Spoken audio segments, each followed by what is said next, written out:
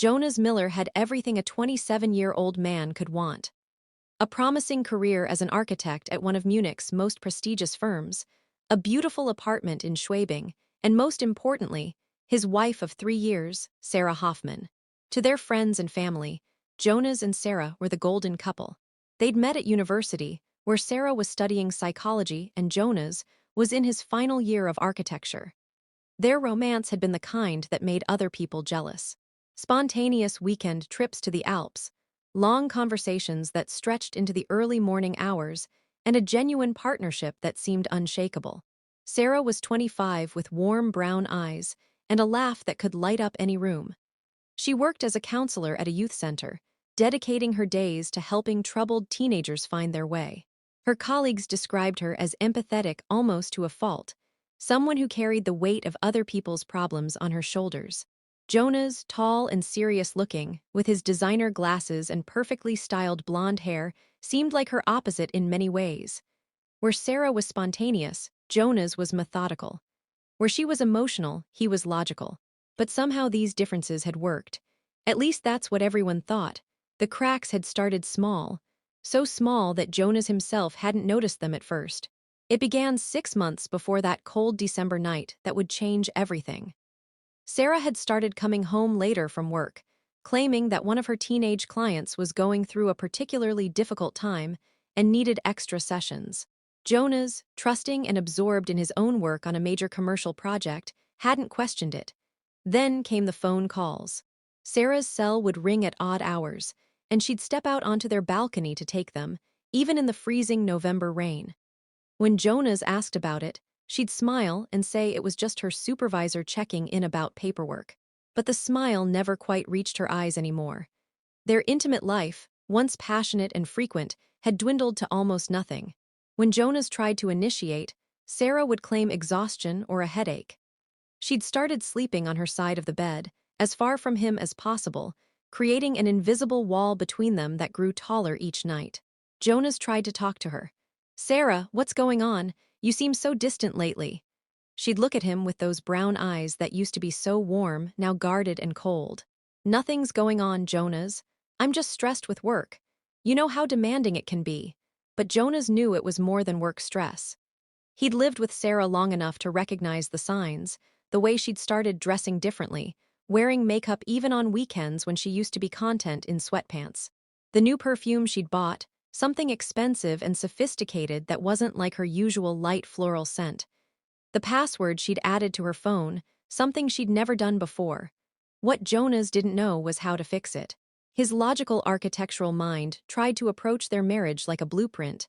Identify the problem, design a solution, execute the plan. But human relationships didn't work like buildings. You couldn't just shore up the foundation and expect everything else to fall into place. December 12th, 2008 started like any other Friday. Jonas woke up to find Sarah already in the shower. Unusual since she typically slept in on weekends. When she emerged wrapped in her bathrobe with her wet hair dripping onto the bathroom floor, she looked at him with an expression he couldn't quite read. "I need to tell you something," she said, her voice barely above a whisper. Jonas's heart sank. This was it, the conversation he'd been dreading. He sat up in bed, pulling the covers around himself, even though the apartment's heating was working fine. "Okay." Sarah sat down at the edge of the bed, not looking at him. "I've been seeing someone." The words hung in the air like smoke. Jonas felt his entire world tilt on its axis. "What?" "His name is Christoph. He's one of my colleagues at the center." Her voice was flat, mechanical, as if she'd rehearsed this speech 1,000 times. "It's been going on for 4 months." 4 months. Jonas's mind raced backward, trying to pinpoint when exactly his marriage had died. Had it been the night of their 3rd anniversary when Sarah had seemed distracted during dinner, or earlier during that work conference she'd attended in Berlin? "I'm sorry, Jonas. I didn't mean for it to happen." She still wasn't looking at him. "But I can't keep lying to you. I can't keep living this double life." Jonas felt something dark and cold spreading through his chest. "Are you leaving me?" Finally, Sarah turned to face him. There were tears in her eyes, but Jonas couldn't tell if they were genuine or just another performance. "I don't know what I'm doing. I just know I can't keep doing this." What happened next would be disputed for years to come. In Jonas's later testimony, he claimed he simply got out of bed and left the apartment, needing air and space to process what Sarah had told him. He said he walked for hours through Munich streets, the December cold biting through his jacket, trying to understand how his perfect life had fallen apart. But the forensic evidence would tell a different story. When Jonas returned to the apartment around 2:00 p.m., Sarah was gone. At first, he thought she'd left him, packed her things, and moved in with Christoph, whoever he was. But her clothes were still in the closet. Her toothbrush was still by the bathroom sink. Her wallet and keys were on the kitchen counter. What wasn't there was Sarah herself. Jonas called her phone. It went straight to voicemail. He called the youth center. They said Sarah hadn't come in, which was unusual since she was scheduled to work that afternoon. He called her best friend Emma. She hadn't heard from Sarah all day. As evening fell and Sarah still hadn't returned, Jonas began to panic. But it was a different kind of panic than a worried husband should feel. Because Jonas had noticed something when he came back to the apartment. Something that made his blood run cold. There was blood on the bathroom floor. Not much, just a few drops, partially cleaned up, but still visible if you looked carefully. And there was more on the corner of the marble countertop, a smear that someone had tried to wipe away, but hadn't quite managed. Jonas stared at that blood for a long time. He thought about the morning, about Sarah's confession, about the rage that had filled him when she said she'd been sleeping with someone else for 4 months. Had he done something? Had he blacked out in anger and hurt her? He checked his hands. There was a small cut on his right knuckle that he didn't remember getting. His shirt had a tiny speck of what might have been blood near the collar. Jonas's breathing became ragged. What had he done? He searched the apartment frantically, looking for more signs of what might have happened. The bedroom seemed normal. The kitchen was undisturbed, but when he went out onto the balcony, the same balcony where Sarah used to take those mysterious phone calls, he noticed that the railing seemed loose, more so than it had been before. Their apartment was on the 4th floor. Below was a narrow alley that ran between their building and the next. Jonas leaned over carefully and looked down. It was dark, but he thought he could see something at the bottom. A bundle of fabric, a person. He couldn't bring himself to go down and check. Instead, he went back inside, locked the door and sat on the couch, staring at nothing. The logical part of his brain, the architect, who planned and calculated and measured, tried to piece together what might have happened. Had they fought after her confession? Had he pushed her? Had she fallen? Was she lying in that alley, injured or worse? But there was a gap in his memory. A blank space between the moment Sarah told him about her affair and the moment he found himself walking through the streets of Munich. What had happened in that gap?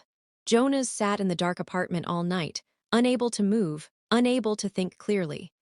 The blood in the bathroom, the loose railing, Sarah's absence, it all pointed to something terrible. By the time the sun rose on December 13th, Jonas had convinced himself of the worst. He had killed his wife in a fit of rage, and he couldn't even remember doing it. The question that would haunt him for the next 7 years wasn't whether he'd done it. In his mind, the evidence was clear. The question was, what should he do now? Little did Jonas know that the truth was far more complicated than he could imagine. And that 7 years later, when a familiar face appeared at the prison visiting center, his entire understanding of that December morning would be shattered. Jonas didn't go to the police. That decision, or perhaps the lack of one, would define everything that followed. For 3 days, he lived in a fog of guilt and terror, going through the motions of normal life while his mind screamed that he was a murderer. On Saturday morning, he finally forced himself to check the alley. His hands shook as he descended the building's backst, each step feeling like a march toward his own execution. The alley was narrow, barely wide enough for a person to walk through comfortably, filled with dumpsters and the accumulated debris of urban life. But there was no body. Jonas searched frantically, looking behind every dumpster, checking every shadow. Nothing, no Sarah, no blood, no evidence that anyone had fallen 4 stories onto the concrete below. He should have felt relief. Instead, a new horror crept over him. If Sarah wasn't in the alley, where was she? What had he done with her body during those missing hours he couldn't remember? The cut on his knuckle throbbed. He stared at it, trying to force the memories to surface. Had he hit her? Had there been a struggle? The blood in the bathroom suggested violence, but his mind remained stubbornly blank. That afternoon, Emma called. "Jonas, have you heard from Sarah? I'm getting worried." She was supposed to meet me for lunch yesterday and never showed up. That's not like her. Jonas's throat went dry. We had a fight. She left. I thought she might be staying with you. A fight about what? Emma's voice shifted from worried to suspicious in an instant. She'd never particularly liked Jonas. Always thought Sarah had settled for someone too cold, too controlled, just relationship stuff, you know. Jonas hated how guilty he sounded because he was guilty. He just didn't know the full extent of what he'd done. Jonas, if you did something to her, I didn't. The words came out too forceful, too desperate. I mean, we argued, but she left. I assumed she needed space. There was a long pause. I'm calling her parents. The line went dead. That evening, Sarah's mother, Petra Hoffman, called. Her voice was ice. Where is my daughter, Jonas? I don't know. We had an argument on Friday morning and she left. I haven't seen her since. What kind of argument? Jonas couldn't tell her the truth that Sarah had confessed to an affair that he might have killed her in rage. It was personal. Marriage stuff, marriage stuff. Petra's voice dripped with contempt. My daughter has been missing for 2 days and all you can say is marriage stuff. I'm calling the police. Maybe we should wait, Jonas started, but Petra had already hung up. The police arrived at his apartment on Sunday evening. 2 officers, a man and a woman, both looking tired but alert. Detective Michael Hartwig was in his early 40s with graying hair and the weary expression of someone who'd seen too much. His partner, Detective Lisa Neubau, was younger, sharper, with eyes that seemed to catalog every detail of the apartment. Herr Mueller, we need to ask you some questions about your wife, Hartwig said, settling onto the couch without being invited. Jonas nodded, his mouth too dry to speak. When did you last see Sarah? Friday morning around 8 a.m. And what happened that morning? This was it. The moment Jonas could tell the truth, confess what he feared he'd done, let the justice system handle it. But the words wouldn't come. Instead, he heard himself say, we had an argument. She left upset. What was the argument about? Our relationship. We'd been having problems.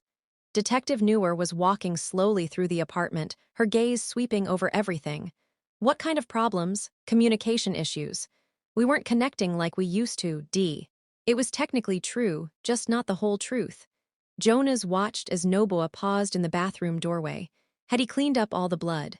He'd scrubbed that floor for an hour using bleach and hot water, trying to erase the evidence of whatever he'd done. Herr Mueller, did you and your wife have a physical altercation on Friday? Hartwig's voice was gentle, but there was steel underneath. No, nothing like that. We just argued. How did you get that cut on your hand? Jonas looked down at his knuckle. The cut had scabbed over but was still visible. I don't remember. Maybe I scraped it on something at work. Hartwig and Nabor exchanged a glance. At work on a Friday morning. I might have gotten it before. I don't pay attention to small injuries. Another exchange of glances. Hermler, would you mind if we took a look around your apartment? This was when Jonas should have demanded a warrant, called a lawyer, protected himself, but he was so consumed by guilt that he simply nodded. Go ahead. For the next hour, he watched as the detectives methodically searched his home. Neuer spent a long time in the bathroom, examining the floor with a small flashlight. She took out a kit and swabbed the grout between the tiles. There's been recent cleaning in here, she observed. Bleach heavy duty. Sarah usually cleans. I was trying to keep up with her standards. The lie felt heavy on his tongue. In the bedroom, Hartwig noticed Sarah's clothes still hanging in the closet. She didn't take anything with her. No, I thought she'd come back for her things later. What about her phone wallet identification? Jonas led them to the kitchen counter, where Sarah's belongings still sat in a neat pile. The sight of her wallet, brown leather worn at the edges from years of use, made something twist in his chest. So your wife left after an argument but took nothing with her. No phone, no money, no identification. Hartwig's skepticism was palpable. She was upset. Maybe she wasn't thinking clearly. Or maybe she never left at all, No said quietly. Jonas felt the room tilt. What are you suggesting? We're not suggesting anything, Herm. We're just trying to understand what happened. Hartwig stood, pulling out a card. If you think of anything else, call us and don't leave Munich. After they left, Jonas sat in the dark apartment, his mind racing. They suspected him. Of course they did. The evidence, or lack of it, pointed directly at him. Sarah disappears after an argument, leaving all her possessions behind. Blood in the bathroom that someone tried to clean up. a husband with a suspicious injury and no clear alibi. He thought about coming clean, walking into the police station and confessing. But confessing to what? He didn't actually know what he'd done. His memory of that morning ended with Sarah's confession and picked up again hours later on a street in Jiang, miles from their apartment. What if he confessed and it turned out he hadn't killed her? What if Sarah had run away and he went to prison for a crime he didn't commit? But what if he had killed her and the police found evidence? What if Sarah's body turned up in a lake in the woods, buried somewhere that his conscious mind didn't remember, but his subconscious had directed him to? That night, Jonas lay in bed, his and Sarah's bed, and stared at the ceiling. The rational part of his brain, the architect who dealt in measurements and calculations, tried to think through the possibilities. Possibility 1, he had killed Sarah in a rage and disposed of her body during his memory blackout. Possibility 2, Sarah had faked her death to frame him and run away with Christoph. Possibility 3, something else had happened, something he couldn't yet imagine. The problem was that possibility 1 felt the most likely. The blood, the missing hours, his rage when she'd confessed to the affair. It all fit together too neatly. As Monday's dawn broke over Munich, Jonas made a decision. He wouldn't confess, but he wouldn't run either. He would wait and see what the police found. If they arrested him, he wouldn't fight it. He would accept whatever punishment came because, in his heart, Jonas Miller believed he was a murderer. And murderers deserve to be punished. What he didn't know was that the truth, when it finally emerged 7 years later, would be so much stranger than anything he could imagine. The investigation consumed Jonas's life. Detective Hartwig called almost daily with new questions. Each conversation felt like a trap, each answer another nail in his coffin. Sarah's disappearance made local news. Her photo, smiling, vibrant, alive, appeared on television and in newspapers. Missing woman, family fears the worst. Jonas couldn't escape her face. It was everywhere, accusing him from every screen and every page. Emma organized search parties. Volunteers combed through parks and forests around Munich, looking for any trace of Sarah. Jonas joined them, compelled by guilt and the desperate hope that he might trigger some memory of what he'd done. "You have a lot of nerve showing up here," Emma hissed when she saw him at the volunteer center. "Everyone knows you did something to her." "I didn't," Jonas started, but the words died in his throat because he didn't know. He couldn't say with certainty that he was innocent. The forensics came back. Luminol testing revealed blood traces in the bathroom that matched Sarah's blood type. The amount suggested a significant injury, according to Nobau's carefully worded report. In February, Jonas was arrested.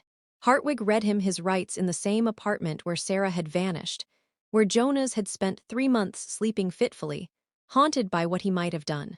"Jonas Müller, you are under arrest for the suspected murder of Sarah Hoffman." Murder. The word felt surreal. Jonas didn't resist. Part of him felt relieved. The waiting was over. The punishment he deserved was finally coming.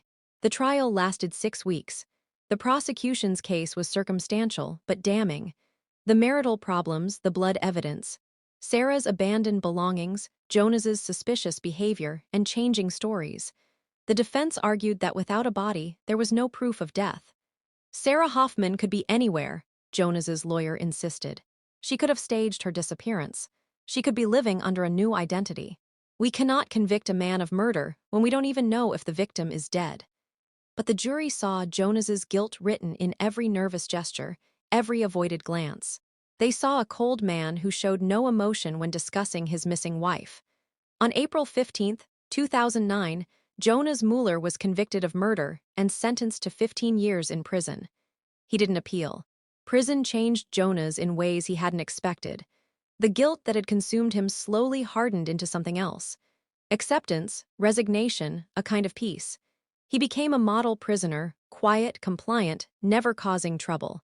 He worked in the prison library, organizing books with the same methodical precision he'd once applied to architectural drawings. His old life felt like a dream from another person's existence. Other inmates asked about his crime. Jonas always gave the same answer: "I killed my wife." The words became easier to say with each repetition, like a prayer or a confession that absolved through repetition. His parents visited once a month for the first year, then less frequently. His mother cried every time. His father sat in stony silence, unable to reconcile the son he'd raised with the man who murdered his wife. Eventually, they stopped coming altogether. Emma sent him a letter in year 2. It was brief and filled with venom. "I hope you rot in there. Sarah was the best person I knew, and you took her from us. I hope you never know peace." Jonas kept the letter. He felt he deserved every word. The years blurred together. Wake up, work, eat, sleep, repeat. Other prisoners came and went, served their sentences, returned to the world. Jonas simply existed, counting down a sentence he wasn't sure he deserved to survive. He never tried to find out what had happened during those missing hours on December 12th, 2008. Some things, he decided, were better left unknown. The guilt was burden enough without the specific details of how he'd killed Sarah. By year 7, Jonas had become invisible, even to himself. He was 34 years old but looked older, grayer, thinner, hollowed out by guilt and time. Then on November 3rd, 2016, a guard came to his cell. "Mueller, you have a visitor." Jonas frowned. He hadn't had a visitor in 3 years. "Who?" Didn't say. "Come on." The visiting room was sparse. Gray walls, metal tables, uncomfortable chairs bolted to the floor. Jonas sat down, expecting perhaps a lawyer or maybe one of his old colleagues, feeling charitable. The door opened. A woman walked in. Jonas's heart stopped. She was older, her hair shorter and darker than he remembered. She wore glasses she hadn't needed before. But those eyes, those warm brown eyes, were unmistakable. Sarah, his wife, the woman he'd spent 7 years believing he'd murdered. She was alive. Stelheim Prison. November 3rd, 2016. Jonas couldn't breathe. His vision tunneled, the room spinning around him. Sarah alive, sitting across from him in a prison visiting room.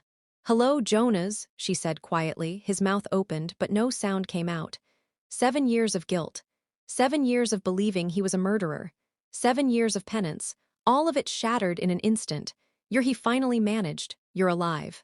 "Yes, I thought I killed you." The words came out broken, desperate. "The blood, the missing hours. I thought I know what you thought." Sarah's voice was steady, but her hands trembled slightly on the metal table. "That's why I'm here." Jonas felt rage beginning to replace shock. "Why? Why did you let me believe that for 7 years? Why did you let me go to prison for murdering you when you were alive?"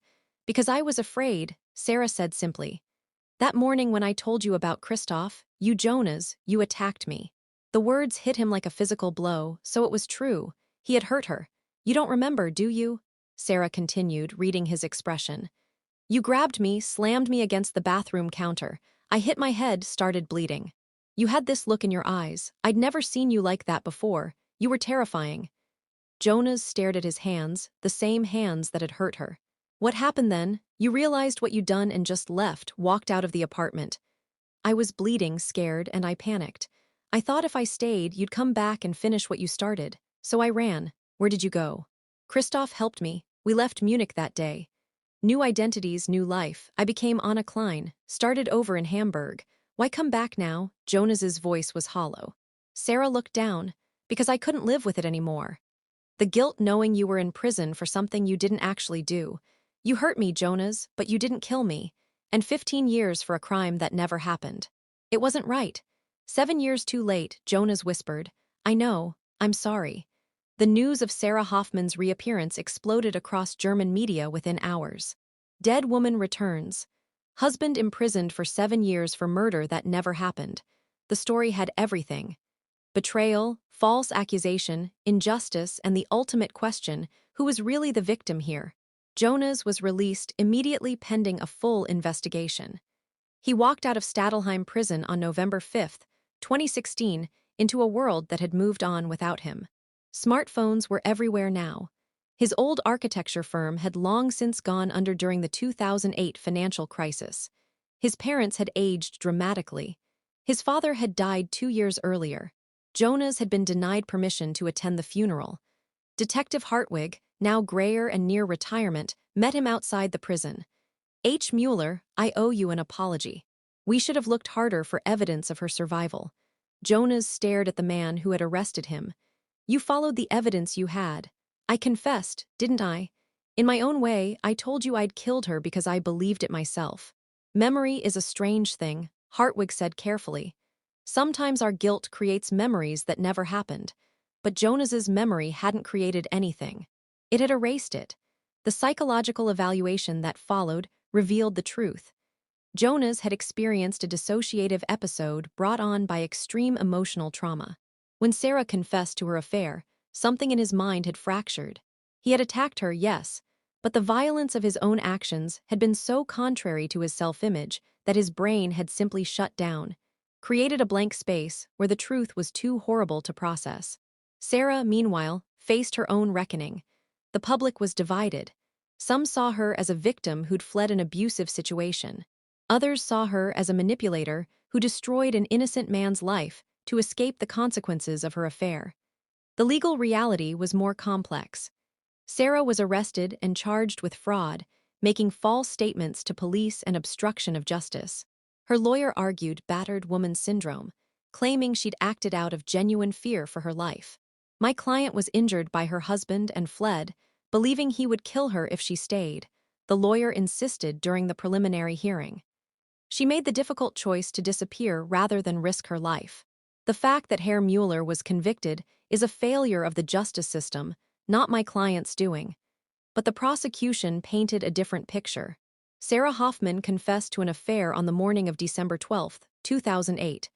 When her husband reacted with violence, she saw an opportunity. She staged her disappearance, left evidence suggesting murder, and allowed an innocent man to be convicted. She lived freely for 7 years, while Jonas Miller rotted in prison for a crime that never occurred. The trial became a media sensation. Every day, protesters gathered outside the courthouse, some supporting Sarah, others demanding she serve Jonas's remaining sentence. Jonas himself was called to testify. He sat in the witness box, looking at Sarah across the courtroom. She'd aged well, he noticed distantly. Life in Hamburg had clearly been good to her. Herr Miller, the prosecutor, asked, "Do you believe Sarah Hoffman intentionally framed you for murder?" Jonas was silent for a long moment. He thought about that December morning, about the rage that had consumed him when she confessed, about his hands on her shoulders, slamming her into the marble countertop, about the blood, her blood on his hands. "I don't know what she intended," he finally said. "I know what I did. I hurt her. I became violent. Maybe she was right to run." The courtroom erupted. The prosecutor looked frustrated. Sarah's lawyer looked cautiously hopeful, but Jonas continued, his voice stronger now. "She let me believe I was a murderer for 7 years. She knew I was in prison. She could have come forward at any time after a month, a year, 5 years. She chose not to.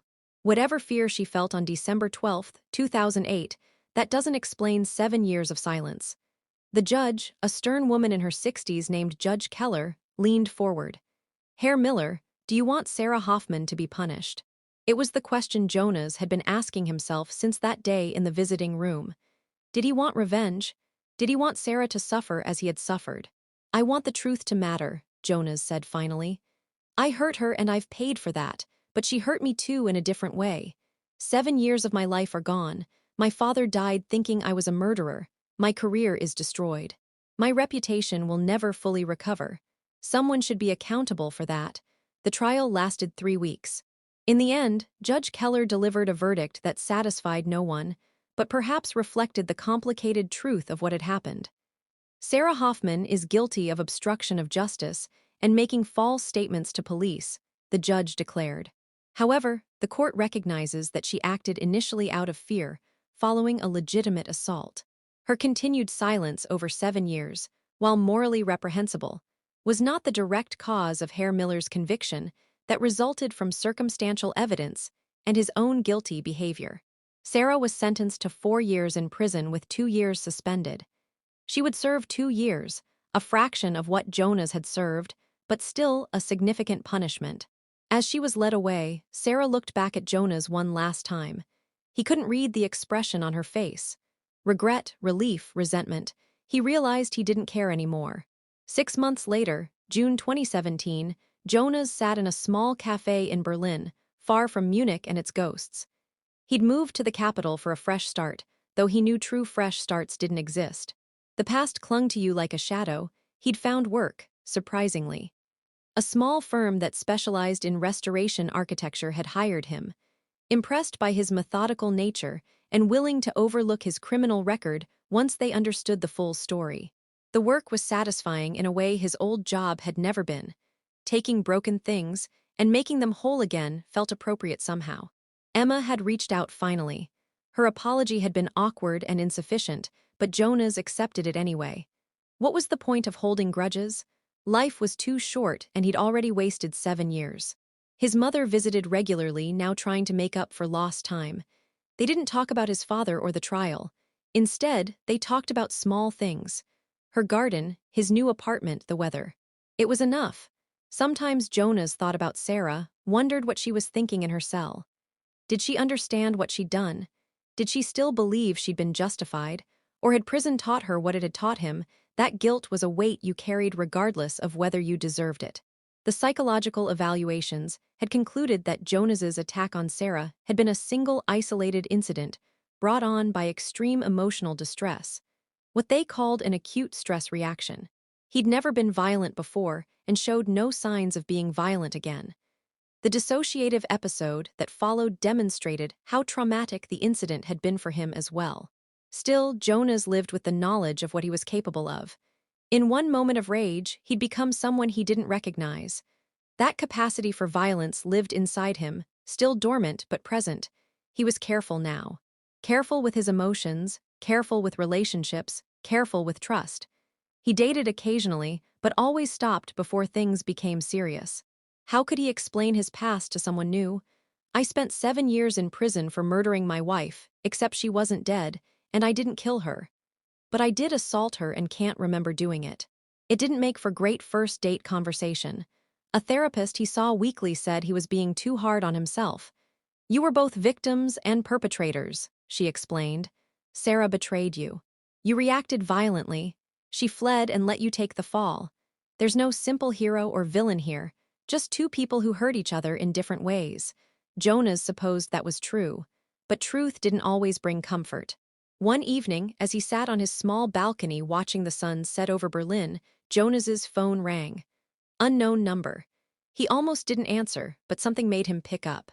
Jonas, a familiar voice, tentative and uncertain. Sarah, I am calling from prison. They gave me phone privileges. I wanted to talk to you before I get out next year. Jonas was quiet processing. What do you want to say? I don't know, sorry. Thank you. I saw you testify at my trial. You could have destroyed me, but you didn't. You told the truth even when it was complicated. The truth is always complicated.